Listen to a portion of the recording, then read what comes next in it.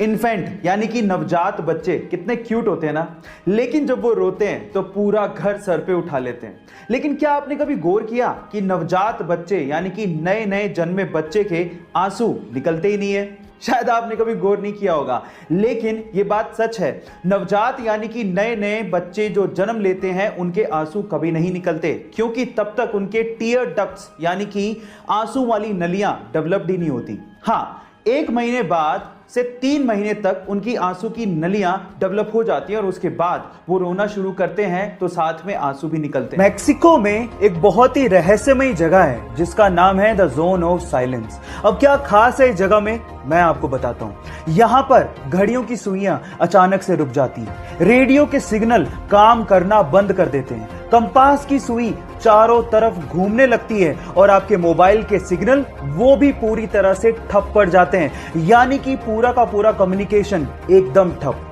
सबसे मिस्टीरियस बात यह है कि the zone of silence, Bermuda triangle और गीजा के पिरामिड वर्ल्ड मैप पे एक ही लाइन पे हैं, यानी कि तीनों मिस्टीरियस जगह अलाइंड हैं। ये मिस्टीरियस फैक्ट सुन के आपको कैसा लगा, चैट सेक्शन में लिखना मत भूलिएगा। 12 फीट लंबी ग्रेट व्हाइट शार्क अचानक से हाई टाइड की वजह से यूएस के एक बीच पे फंस गई। जैसे ही लोगों ने उसे तड़पता देखा, उसे बचाने की मुहिम में लोग जुट गए। सबसे पहले तो लोग उस पर लगातार पानी डालते रहे ताकि वो जीवित रहे। इसके बाद उसको वापस समुद्र में पहुंचाने के लिए उन्होंने रेत का एक चैनल बनाया और उसके बाद उसे खींचते हुए समुद्र तक पहुंचा दिया।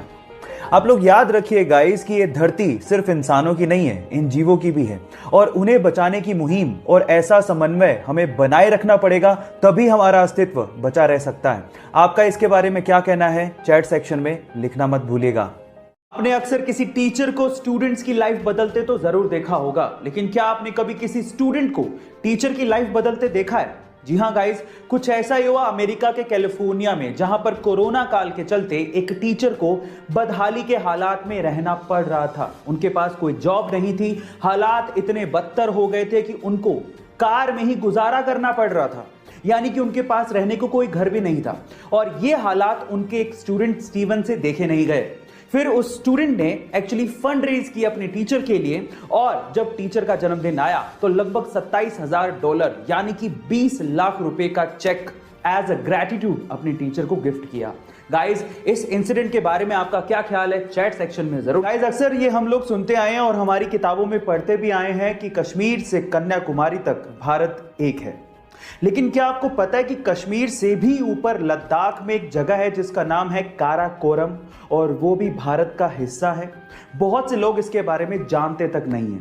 इस हिसाब से अगर देखा जाए तो कश्मीर से लेके कन्याकुमारी नहीं, बल्कि काराकोरम से लेके कन्याकुमारी तक भारत एक है, ऐसा होना चाहिए। सुरक्षा के मुद्दे पर लोग बड़ी बड़ी बातें तो बहुत करते हैं, लेकिन जमीनी तौर पर बहुत ही कम लोग हैं जो इसके लिए काम करते हैं, और उनमें से एक हैं राजस्थान के कोटपुतली गांव के डॉक्टर आरपी यादव जी।